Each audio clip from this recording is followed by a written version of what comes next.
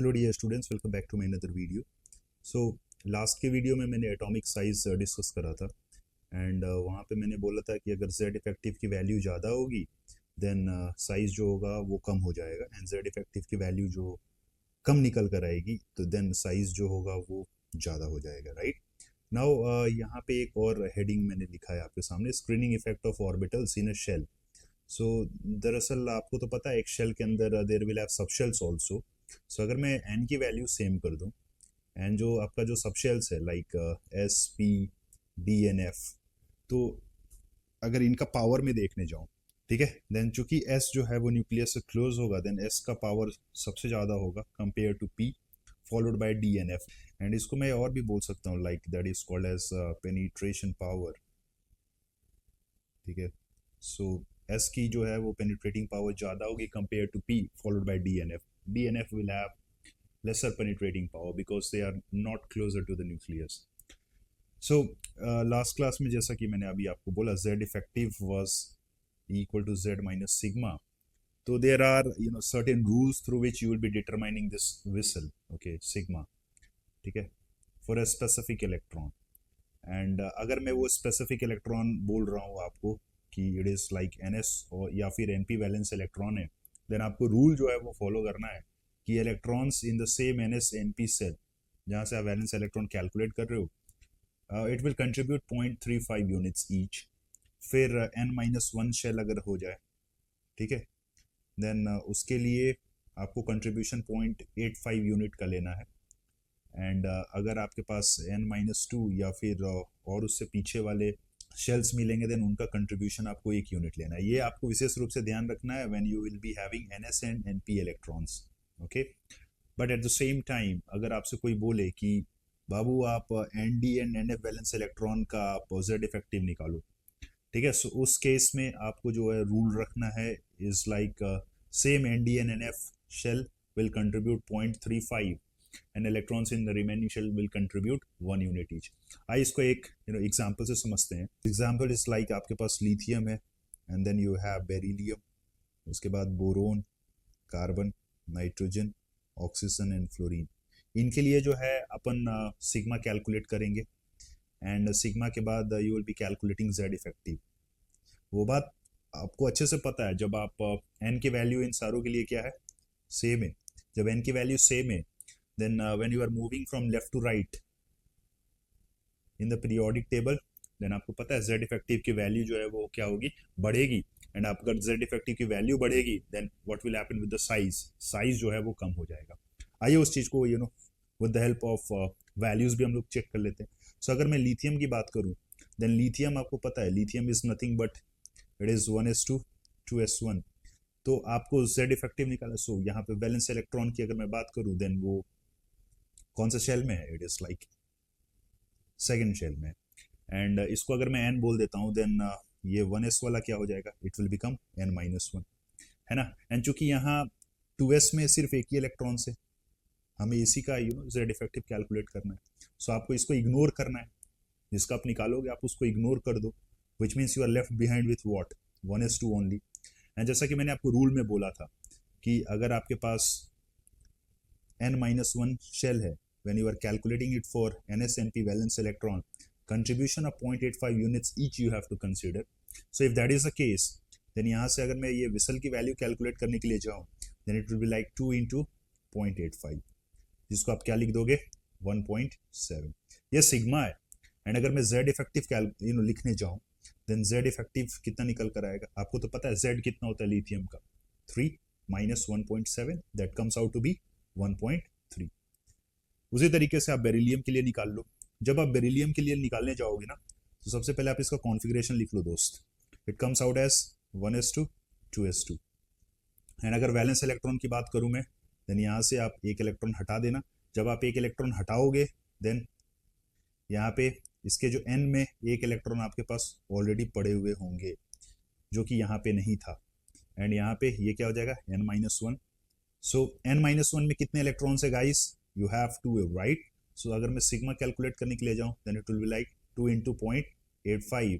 But यहाँ से आपके पास एक और इलेक्ट्रॉन है एंड वो इलेक्ट्रॉन n शेल में है, n शेल में, ठीक है। तो वहाँ से you have to write it as 1 into 0.35. So eventually यहाँ से सिग्मा जो है वो 2.05 निकल कर आएगा. एंड अगर आप z इफेक्टिव लिखने जाओगे इसके लिए then it comes out as 4 minus 2.05. जब आप इसको कैलकुलेट करोगे then it will be like 1.95 it will come. So यहाँ पे आप क्या देख रहे हो चीज़ों को, आप पैटर्न देख सकते हो विच इज़ लाइक लिथियम था, बेरिलियम था, उसमें मैंने एक इलेक्ट्रॉन ऐड करा, शेल चेंज नहीं हो रहा है ब्रो. अगर शेल चेंज ही नहीं हो रहा है देन अब अगला क्या होगा, बोरोन. बोरोन में क्या लिखोगे आप, 1s2 2s2 2p1.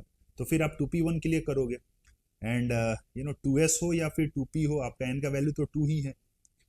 सो यहाँ पे अगर आप देख पा रहे हो देन आप एक जब इलेक्ट्रॉन ऐड कर रहे हो then you are finding that कि there is a increment of 0.35. So अगर मैं बोरोन के लिए लिखने जाऊँ स्ट्रेट अवे देन सिग्मा कितना आ जाएगा, ऑलरेडी आपने बेरिलियम के लिए लिख रखा था 2.05, उस 2.05 में मैं चुपचाप 0.35 ऐड कर दूंगा which will come out as 2.4. And Z effective कितना हो जाएगा बोरोन के लिए, it will be like 5 minus 2.4 जो कि हो जाएगा 2.6. आई बिलीव आप समझ पा रहे मैं क्या बोल रहा हूँ. मैं फिर से रिपीट कर दे रहा हूँ, यहाँ कार्बन आ रहा है आपके पास, तो कार्बन में बोरोन के तुलना में और फिर एक इलेक्ट्रॉन ज़्यादा होंगे राइट. एंड आपने बोरोन का ऑलरेडी कैलकुलेट कर रखा है विच इज़ 2.4. सो अगर मैं कार्बन की कॉन्फ़िगरेशन लिखने जाऊँ then it comes out as 1s2 2s2 2p2. And ये ही है आपका n, ये n है राइट और ये क्या है n-1. एंड आप ऊपर से देखते चले जाओ, यहाँ पे n-1 में कितने इलेक्ट्रॉन्स हैं, 2. यहाँ पे भी 2, यहाँ पे भी 2. तो चेंज तो इसके कारण आ ही नहीं रहा है ब्रो. यहाँ पे कितने थे 0, यहाँ पे कितने थे 1, अब यहाँ पे कितने हो जाएंगे 2 राइट. सो इस तरीके से आपको चीज़ों को जो है वो आगे लेकर चलना है. एंड अगर आप बार बार देख रहे हो हर एक स्टेप में आपका एन वैल्यू सेम है then there will be a difference of only 0.35. So आप ये कैलकुलेट कर लेना. मैं कार्बन के लिए लिख दे रहा हूँ, कार्बन के लिए you will be finding sigma कितना है 2.4 प्लस 0.35 जिसको आप क्या लिख सकते हो 2.75. एंड अगर आप 2.75 लिख रहे हो देन जेड इफेक्टिव कितना आ जाएगा, it would be like 6 minus 2.75 which eventually comes out as 3.25. Like the way आप करते रहना. एंड यहाँ से आप साफ साफ देख पा रहे हो कि जब आप लिथियम से ऑक्सीजन फ्लोरीन की तरफ जा रहे हो देन जेड इफेक्टिव वैल्यू देख लो क्या हो रही है, बढ़ रही है. एंड आपको तो पता है अगर जेड इफेक्टिव बढ़ा, ये मैंने लास्ट क्लास में बोला है, अगर आपका जेड इफेक्टिव बढ़ा देन साइज क्या होगा ब्रो, साइज कम हो जाएगा, साइज विल डिक्रीज. ठीक है, तो इस बात का आप ध्यान रखिएगा. And if that would be the case then मैं क्या यहाँ खुले में लिख सकता हूँ कि लिथियम जो है वो छोटा होगा, सॉरी लिथियम जो है वो बड़ा होगा, ठीक है, compare to beryllium followed by boron, ठीक है, कार्बन, नाइट्रोजन, ऑक्सीजन, फ्लोरीन. मैं यहाँ नोबल गैसेस को नहीं लिख रहा हूँ. नोबल गैसेस की जो है साइज वो बड़ी होती है बिकॉज उनके अंदर जो है वो वेंडरवॉल रेडियाई यूज में आता है. ठीक है, वेंडरवॉल रेडियाई. नोबल गैसेस की जो साइज होगी वो बड़ी होगी बिकॉज वेंडरवॉल रेडियाई बड़ा होता है compare to metallic and covalent. इस बात का आप ध्यान रखिएगा. एंड अगर मैं डाउन द ग्रुप की बात करूं, लाइक डाउन द ग्रुप अगर चीज़ें हो रही हैं देन डाउन द ग्रुप आपको तो पता है आपका जो है N value it will keep on changing right. या फिर मैं यूँ बोलूँ कि एन का जो वैल्यू है वो एन का वैल्यू बढ़ते चला जाएगा. एंड अगर एन का वैल्यू बढ़ते चला जाएगा ब्रो देन साइज क्या होगा, साइज विल बी मोर. इस बात का आप ध्यान रखिएगा. ठीक है, एंड उसी चीज़ को मैंने यहाँ लिख भी रखा है कि if you are in period then atomic size will decrease from left to right due to increase in Z effective. And if you are in group then atomic size increases from top to down due to increase in number of occupied shells. इस बात का विशेष रूप से ध्यान रखेंगे. Okay, now ये तो मैंने आपको सेकेंड पीरियड वाले एलिमेंट का विसल कैलकुलेट करना सिखाया राइट. अगर मैं आपसे पूछूं कि ब्रो आपके पास निकल है, क्या है निकल, अबे एनआई की बात कर रहा हूँ, निकलने की बात नहीं कर रहा. ठीक है, सो आपको निकल पता है इसका एटॉमिक नंबर कितना होता है, 28। एंड अगर मैं इसके कॉन्फ़िगरेशन लिखने जाऊं, then it would be like what, 1s2, 2s2, 2p6, फिर क्या आएगा bro, 3s2, 3p6, 3d8 and 4s2। ठीक है। एंड इसमें अगर आपसे कोई पूछे कि बाबू जाओ इसका जेड इफेक्टिव कैलकुलेट कर लो, ठीक है, so by default outermost electron की बात होगी। ठीक है। सो अगर यहाँ आप देखने के लिए जाओगे, देन जो आउटर मोस्ट इलेक्ट्रॉन है वो n इक्वल्स 4 पे है। सो अगर ये n हो गया, देन ये पूरा क्या हो जाएगा ब्रो, n-1। फिर ये क्या हो जाएगा, n-2। एंड ये क्या हो जाएगा, n-3। सो आप रूल चिपका दो, फ्रॉम n-2 ऑनवर्ड्स मैंने क्या बोला था, आपको कंट्रीब्यूशन एक का लेना है।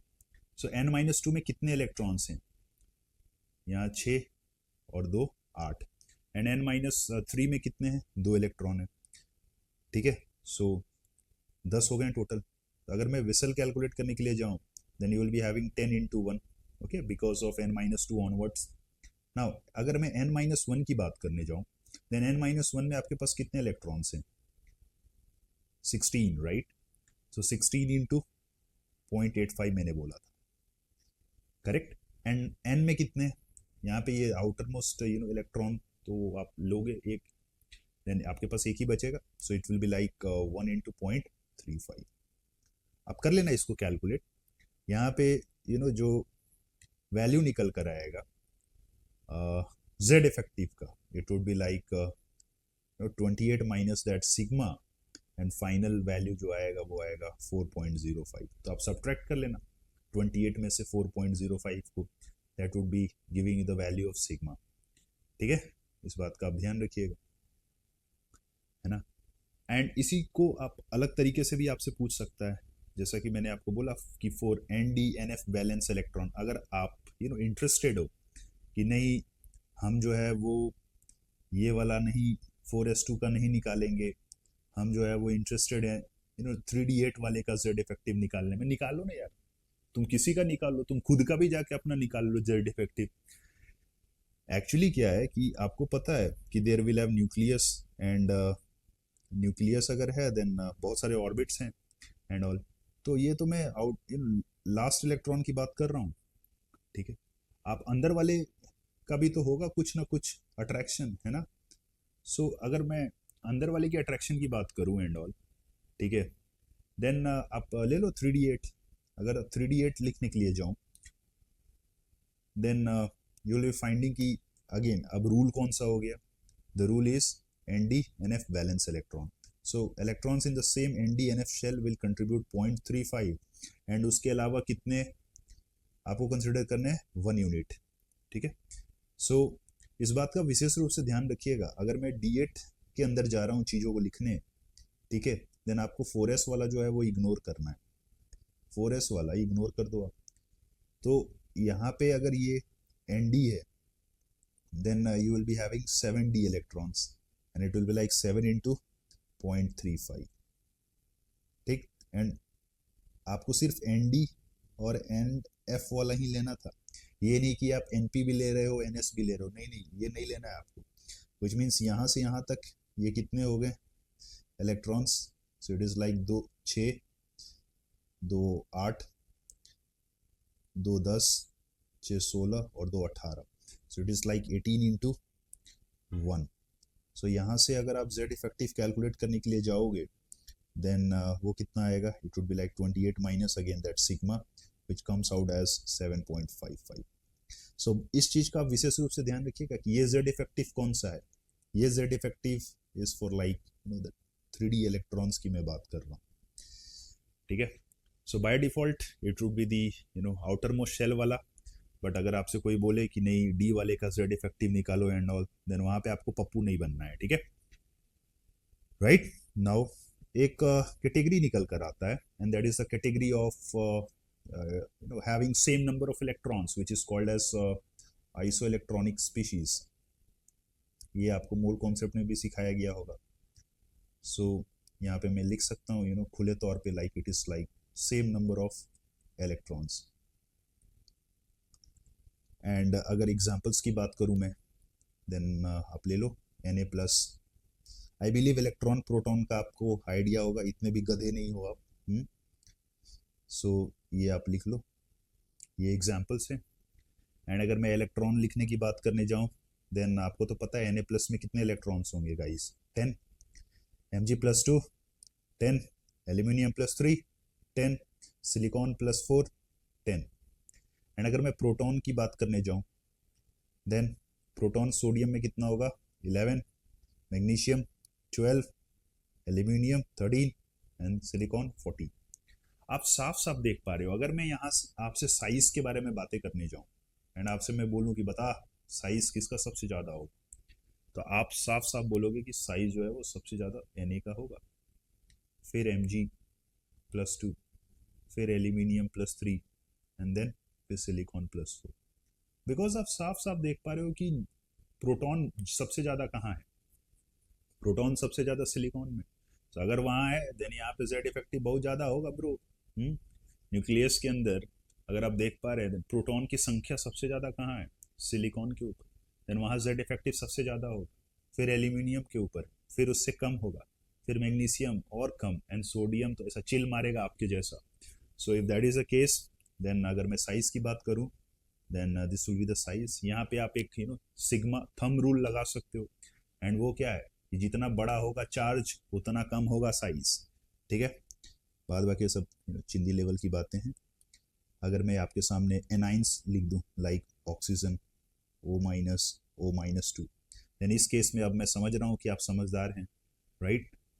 एंड अगर केटायंस के केस में जितना ज़्यादा केटायन उतना कम साइज, देन एनायन के केस में क्या होगा ब्रो, जितना ज़्यादा एनायन उतना ज़्यादा साइज, विच मीन्स अगर मैं साइज की बात करूँ then this would be the order of size. And फंडा साफ है, फंडा एकदम क्लियर है कि अगर O-2 सबसे बड़ा वाला है देन इसका जेड इफेक्टिव कहीं ना कहीं मानो ना मानो ये कम ही हो रहा होगा, राइट।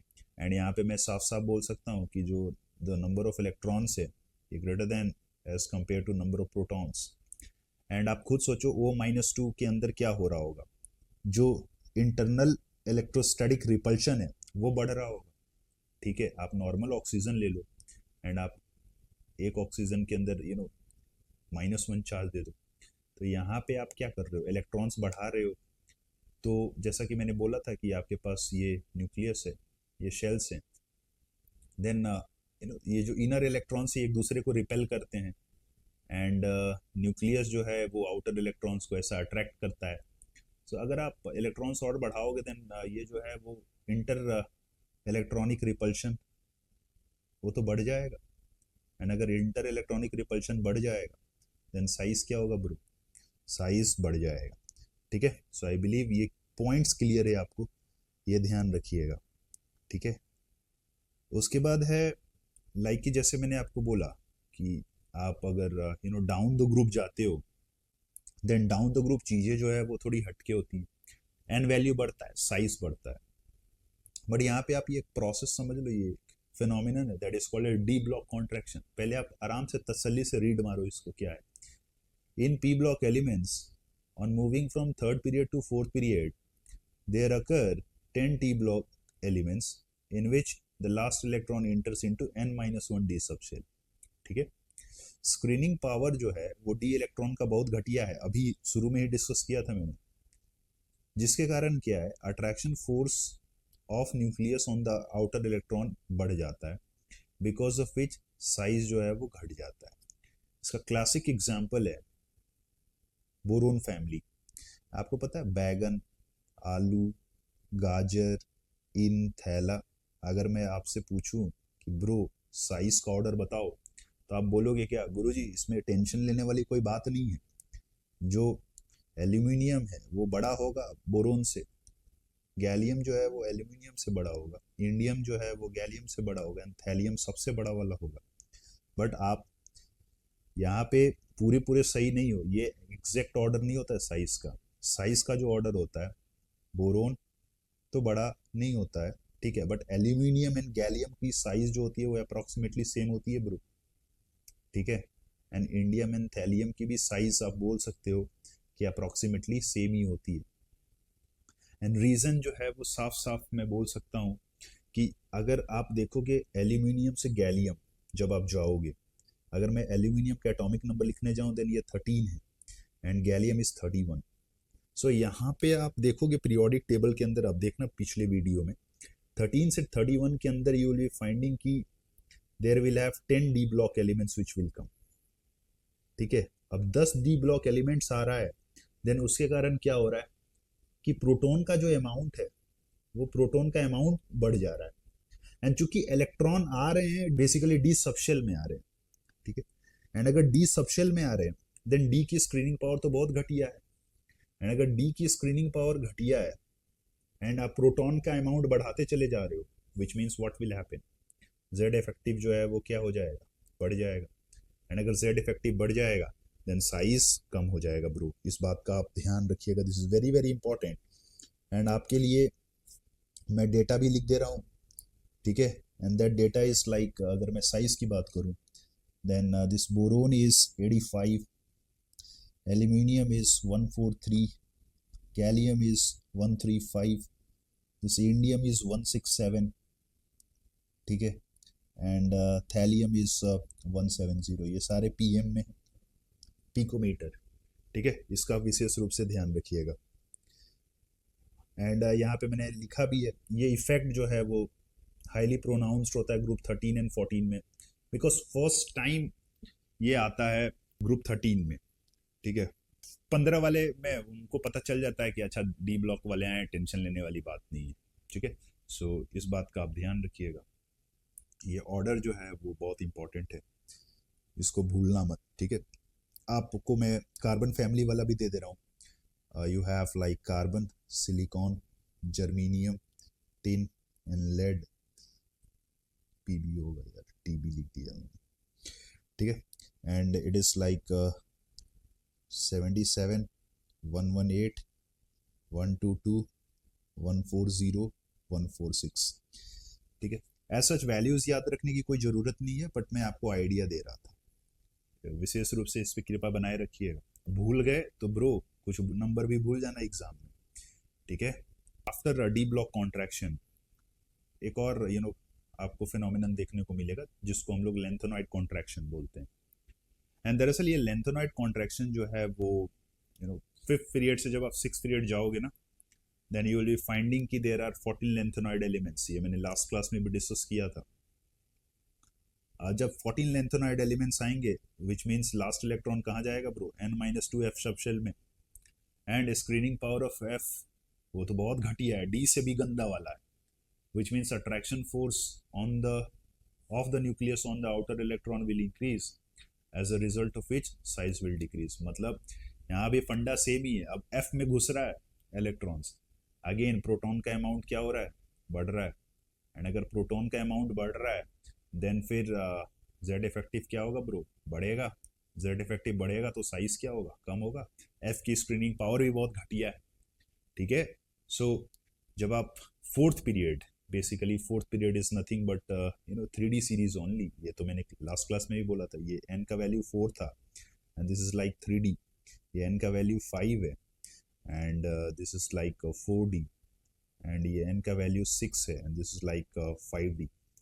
तो जब आप ऊपर से नीचे जा रहे हो, ठीक है, यहाँ से यहाँ, देन आपको लग सकता है कि आप क्या कर रहे हो, शेल जो है वो आपका बढ़ रहा है, देन साइज बढ़नी चाहिए, अच्छी बात है, अच्छी बात है, साइज इंक्रीज हो रहा है, ठीक है, जब आप 3 to 4 जा रहे हो। बट यहाँ पे मैंने जैसा लिख रखा है कि 4D से 5D जब आप जाओगे ना, बेसिकली यहाँ से यहाँ, ठीक है, यहाँ से यहाँ, देन साइज जो है वो it remains constant due to lanthanoid contraction.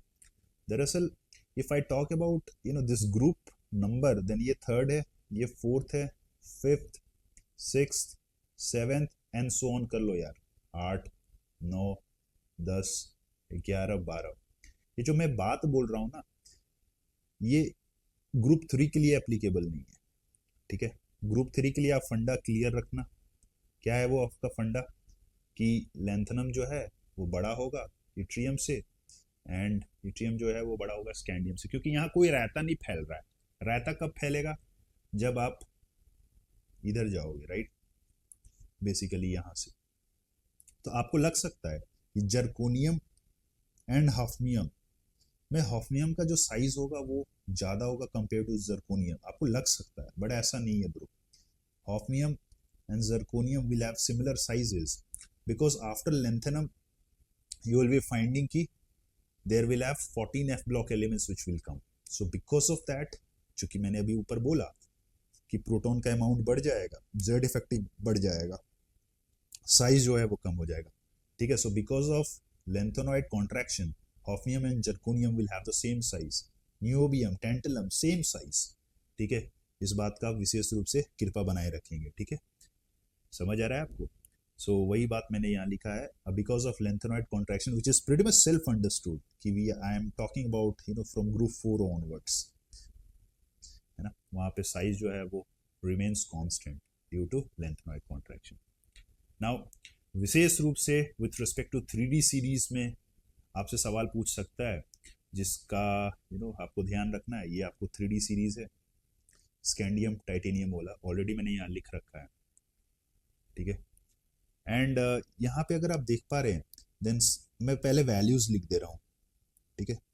And values क्या है, okay, with respect to size अगर मैं स्कैंडियम लिखने जाऊँ then it is like 164, titanium is like 147, vanadium 135, chromium 129। ये दरअसल आपको याद नहीं रखना है।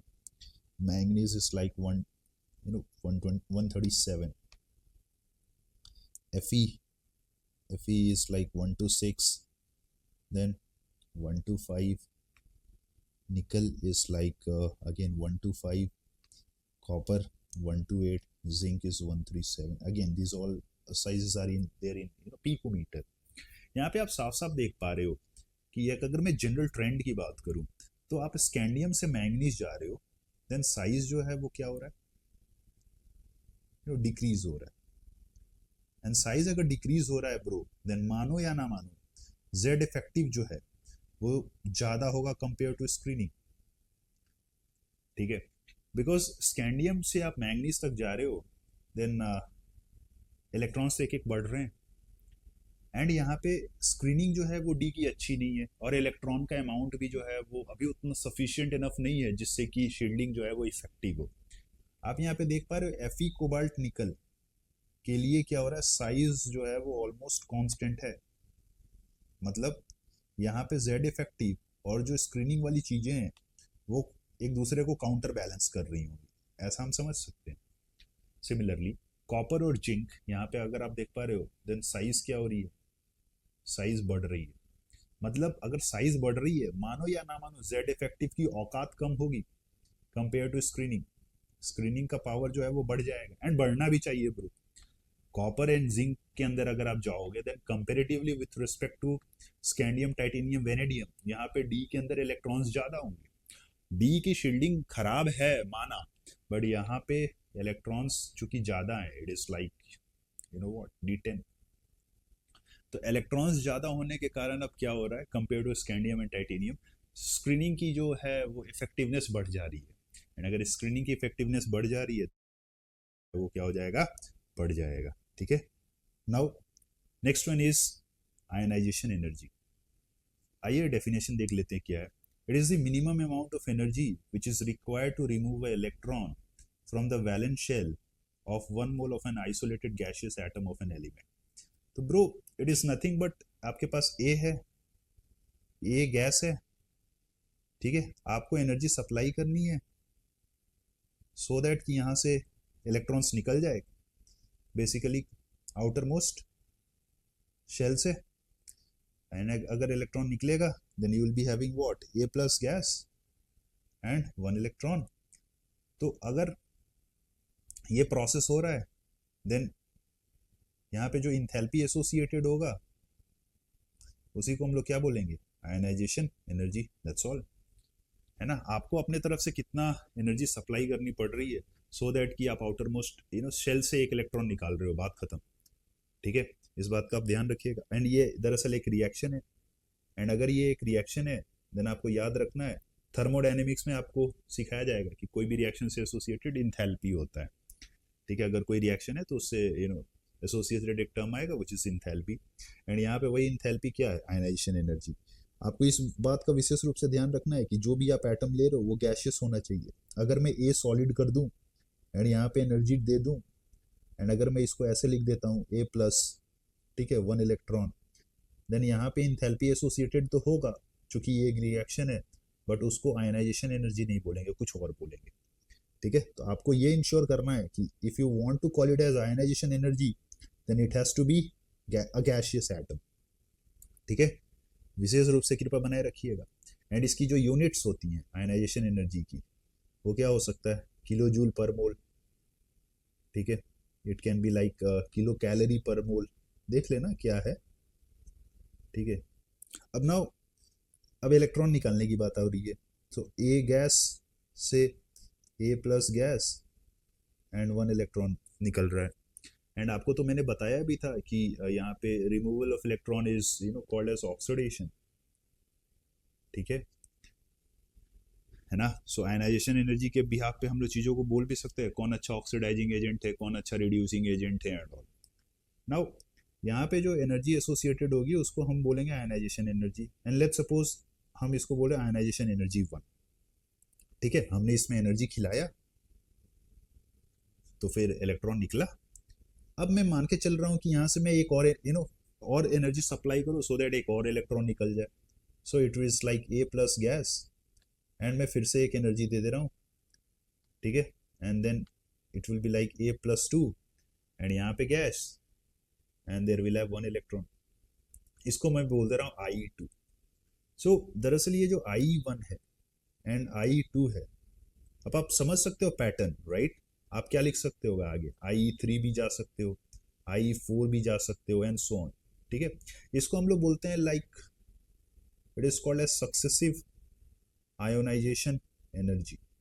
ठीक है, एंड अगर मैं वैल्यूज आपसे पूछने जाऊं कि आयनाइजेशन एनर्जी 1 ऐसे अगर मैं आपसे इन जनरल आइडिया लूं वर्सेस आयनाइजेशन एनर्जी 2 किसकी वैल्यू ज्यादा होगी, तो ब्रो अंधा भी बता देगा कि आयनाइजेशन एनर्जी 2 की वैल्यू ज्यादा होगी, बिकॉज ऑलरेडी एक पॉजिटिवली चार्ज स्पीशीज है एंड उससे तुम क्या कर रहे हो, इलेक्ट्रॉन निकाल रहे हो। तो आपको तो फिर it will not be very easy for that positively charge species to give electrons. ठीक है, समझ आ रहा है। एंड फिर अगर मैं आयनाइजेशन एनर्जी 3 की बात करूं देन वो ऐसा सबसे बड़ा वाला होगा कंपेयर टू ऑल। ठीक है, नाउ ये कौन कौन से फैक्टर्स पे डिपेंड करता है आयनाइजेशन एनर्जी। ठीक है, सो सबसे पहला फैक्टर क्या आ जाएगा, एटॉमिक रेडियस। एंड अगर साइज में बोलूं कि ज्यादा है, अगर साइज ज्यादा है तो फिर आयनाइजेशन एनर्जी क्या होगा, क्या लगता है आपको, अगर साइज ज्यादा है आयनाइजेशन एनर्जी क्या होगा, कम। ठीक है, बिकॉज आप प्रोसेस समझो यार, आउटर मोस्ट सेल से एक इलेक्ट्रॉन निकालना है, तो अगर जेड इफेक्टिव मैं बोलूं कि ज्यादा है, अगर जेड इफेक्टिव ज्यादा है देन ये इलेक्ट्रॉन प्रोटॉन के इन्फ्लुएंस में बहुत तगड़े तरीके से रहेगा। एंड अगर तगड़े तरीके से रहेगा because of high Z effective then ये आसानी से निकलना नहीं चाहेगा। उस केस में अगर आपको निकालना होगा देन आपको एनर्जी जो है वो ज़्यादा सप्लाई करनी होगी। ठीक है, so if that is a case then यहाँ पे मैं बोल सकता हूँ हायर द जेड इफेक्टिव, ठीक है, higher the Z effective more will be the ionization energy. And अगर जेड इफेक्टिव हाई है ब्रो देन साइज क्या होता है, कम। सो यहाँ से मैं बोल सकता हूँ दैट कि if you have you are comparing it with like atomic radius then it is inversely proportional to ionization energy. Point number 1। ठीक है, point number 2 मैंने अभी डिस्कस करा था which is like penetration power and I have told कि S जो है वो करीब है न्यूक्लियस के कंपेयर टू P जो है वो ज़्यादा क्लोज है compare to D followed by F। So अगर ऐसी बातें हैं देन अगर आपको इलेक्ट्रॉन्स एस से निकालने होंगे then it be tough, right. So ionization energy जो है वो पेनिट्रेटिंग पावर के डायरेक्टली प्रोपोर्शनल है। ठीक है, एंड इसका आप विशेष रूप से अगर आपसे कोई एग्जांपल पूछे तो आप ले सकते हो बेरिलियम, बोरोन। अगर मैं बेरिलियम की बात करूँ देन इसका कॉन्फ़िगरेशन 2s2 हो जाता है एंड बोरोन का क्या होता है 2s2 2p1। अब ना कहाँ से जल्दी इलेक्ट्रॉन निकल जाएगा बोलो? आंसर इज बोरोन से। या ऐसा तुरंत निकल जाएगा। एंड कहाँ से टफ होगा? आंसर इज बेरिलियम से। सो अगर मैं आयनाइजेशन एनर्जी की बात करूं, ठीक है, देन आयनाइजेशन एनर्जी बेरिलियम का ज़्यादा होगा कंपेयर टू बोरोन, राइट। उसके बाद है फैक्टर, वो है इलेक्ट्रॉनिक कॉन्फ़िगरेशन का।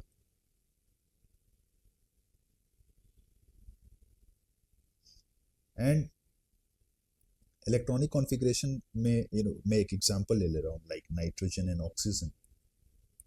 नाइट्रोजन तो गांव के बच्चे बच्चे को पता है, it is like 2s2 2p3 and oxygen is like what 2s2 2p4। अब आपको पता है कि यहाँ पे चीज़ें जो हैं वो क्या है, हाफ फिल्ड। ये क्या है, this is nothing but half filled, and ये हाफ फिल्ड नहीं है। तो ऑक्सीजन जो है वो तुरंत इलेक्ट्रॉन निकाल देगा सो दैट वो हाफ फिल्ड हो जाए। एंड अगर वो तुरंत इलेक्ट्रॉन निकाल देगा देन उसकी आयनाइजेशन एनर्जी की वैल्यू क्या हो जाएगी, कम।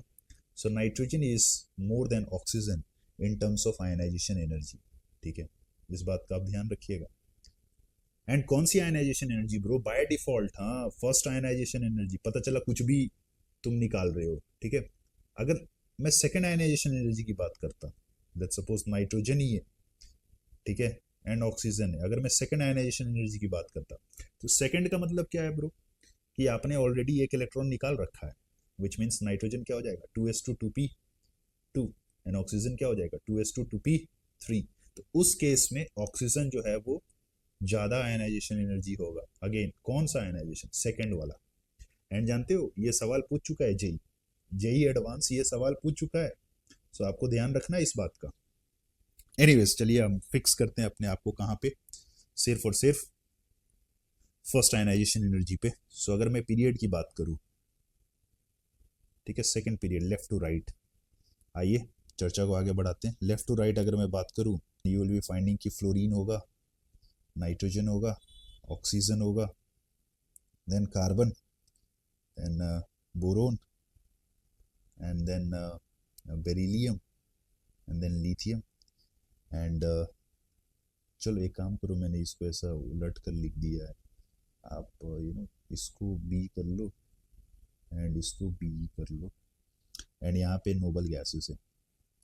एंड अगर मैं आपसे ऑर्डर पूछूँ आयनाइजेशन एनर्जी का, ठीक है, तो वो क्या होगा? The right answer would be like, आप इधर से इधर जा रहे हो, देन जेड इफेक्टिव क्या हो रहा है, बढ़ रहा है। But at the same time सिर्फ जेड इफेक्टिव से आंसर नहीं करना है, ठीक है, आपको आंसर किस चीज़ से करना है, सारे फैक्टर्स जो मैंने अभी बता रखे हैं। सो नियॉन जो है उसका इलेक्ट्रॉनिक कॉन्फ़िगरेशन आप समझ रहे हो, नोबल गैसेस है, वहाँ से इलेक्ट्रॉन निकाल पाना would be very very tough. So उसकी आयनाइजेशन एनर्जी ज़्यादा होगी, फिर फ्लोरीन का ज़्यादा होगा। अब ना यहाँ ऑक्सीजन का ज़्यादा होना चाहिए, बट चूंकि मैंने अभी ऊपर डिस्कस कर लिया है कि ऑक्सीजन का कम होगा कंपेयर टू नाइट्रोजन, ठीक है। आपका एक डाउट जरूर निकल के आ सकता है कि आप यहीं पे इसको क्यों लिखे हैं, नाइट्रोजन को यहाँ क्यों नहीं लिखे?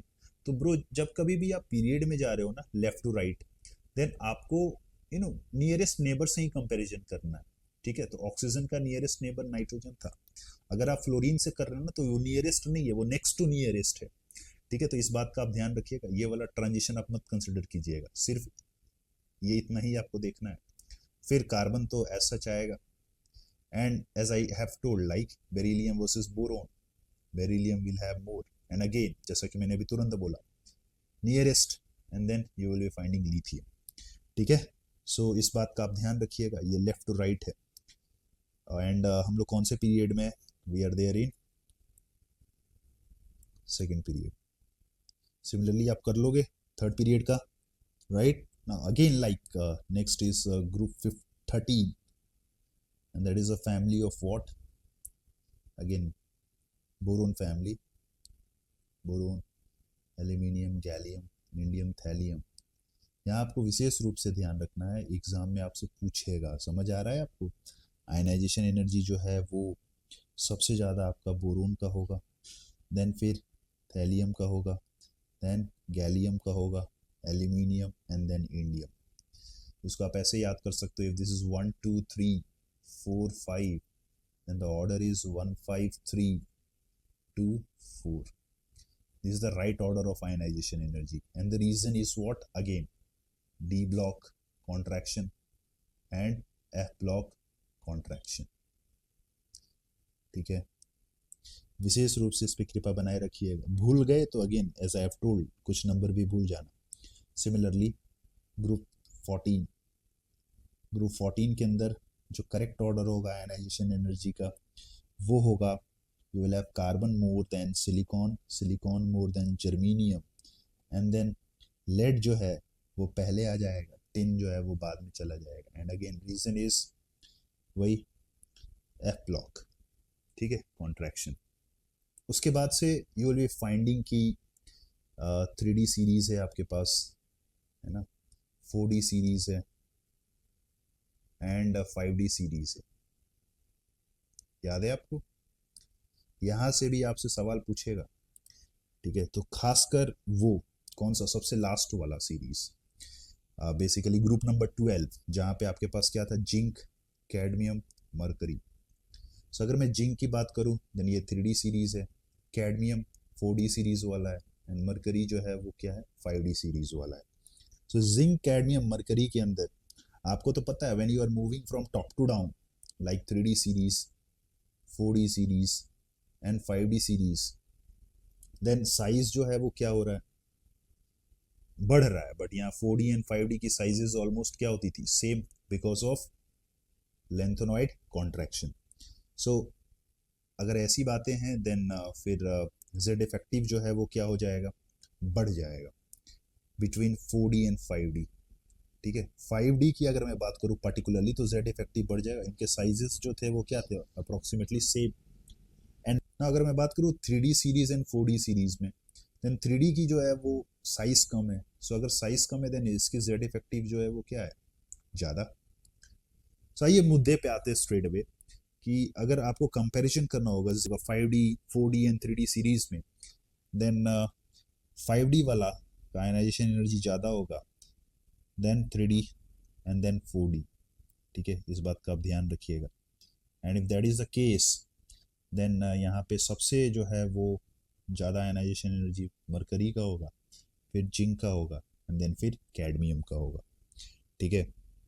सिमिलरली अगर आपके पास ये जो है Cu, ठीक है, Ag, Au, देन ये कौन सा ग्रुप है, ये ग्रुप 11 है, 11। एंड ग्रुप अगर ये 11 है देन यहाँ पे अगेन सिमिलर ट्रेंड फॉलो होगा। एंड अगर सिमिलर ट्रेंड फॉलो होगा देन Au सबसे बड़ा वाला होगा, फिर Cu होगा और फिर Ag होगा। भाई साहब ये मत भूलना, एग्जाम में स्ट्रेट अवे आपसे सवाल पूछेगा, ठीक है। तो विशेष रूप से कृपा बनाए रखिएगा आप। सिमिलरली अगर मैं ग्रुप 3 की बात करूं, लाइक वहां पे क्या है, स्कैंडियम, इट्रियम, लैंथनम, देन वहां पे there will have no problem. ये स्कैंडियम जो है ये 3D सीरीज है, again 4D series, 5D series. तो यहाँ पे तो आपके पास कोई कॉन्ट्रैक्शन वाला फिनोमिनन नहीं था। एंड अगर कोई कॉन्ट्रैक्शन वाला फिनोमिनन नहीं होगा देन आयनाइजेशन एनर्जी का ऑर्डर क्या होगा, स्कैंडियम बड़ा होगा, फिर Y एंड देन La। इस बात का विशेष रूप से ध्यान रखिएगा, ठीक है। This is very very important. समझ आ रहा है आपको? उसके बाद अगर मैं आपसे पूछूं कि आपके पास नाइट्रोजन है, नाइट्रोजन पे प्लस है, नाइट्रोजन पे -3 है, एंड अगर मैं बोलूँ आयनाइजेशन एनर्जी आपको कंपैरिजन करना है, कंपैरिजन, ठीक है, तो यहाँ पे आप जरूर बोल सकते हो कि कॉन्फ़िगरेशन देख लेंगे और उससे आंसर कर देंगे। ब्रो जब आपके पास सेम एलिमेंट हो ना, same element, then please please please do not consider electronic configuration, कभी भी कंसिडर मत करना, ठीक है। वहाँ पे आप सिंपली साइज से चले जाना एंड आंसर कर देना, ठीक है। तो यहाँ पे अगर मैं साइज की बात करूँ, n प्लस जो है वो सबसे छोटा है, देन n है, एंड देन n-3 है, ठीक है। अब यहाँ पे if that is the case then ionization energy जो है वो सबसे ज़्यादा किसका होगा, n प्लस का, फिर n का, एंड फिर n-3 का, ये आप ध्यान रखिएगा, ठीक है। This is very very important. And apart from that जो मैंने आपको बताया है वो आप ध्यान रखना, ठीक है। It will be more than enough. जैसा कि मैंने आपको बोला कि ग्रुप 3 के लिए आप स्ट्रेट अवे जाना, ग्रुप 11 ग्रुप 12 मैंने आपको ऑलरेडी दे दिया है, ग्रुप 13 ग्रुप 14 में ज़्यादा रायता फैलता है वो भी मैंने दे दिया है, ठीक है। उसके बाद चीज़ें बहुत आसान होंगी। एंड अगर आपसे बहुत अल्ट्रा लेवल पे जाके चीज़ों को वो पूछने लगेगा, लाइक अगर आप बोलोगे कि गुरुजी ग्रुप 4 का बता दो, ग्रुप 5 का बता दो, 6 का बता दो, है ना, 10 का बता दो, क्योंकि इसके बारे में तो आपने बात ही नहीं करी है। तो ब्रो इस जोन में अगर आपकी चीज़ें पढ़ेंगी देन 3D वाला जो होगा वो कम होगा compared to 4D, and 4D वाला कम होगा compared to 5D। And group 7, 8, 9, 11 और 12 तो मैंने ऑलरेडी ले रखा है। यहाँ पे यू विल बी फाइंडिंग कि 4D वाले सबसे कम होंगे, देन 3D वाले, एंड देन 5D वाले। दरअसल इसके पूछने के चांसेस कम हैं, 7, 8, 9 इसके पूछने के चांसेस कम है, 4, 5, 6, 10, ठीक है। पूछने के चांसेस 11 और 12 के ज़्यादा हैं। फिर ये वाला है ज़्यादा, सेम एलिमेंट वाला, फिर ग्रुप 3 वाला, एंड देन ग्रुप 13 एंड 14। अगर आप इतना ध्यान रख लेंगे देन आपका काम हो जाएगा, ठीक है। सो मिलेंगे अगले वीडियो में with electron affinity, electron gain, enthalpy and electronegativity. Till then पढ़ाई करते रहो, टेक केयर, बाय बाय।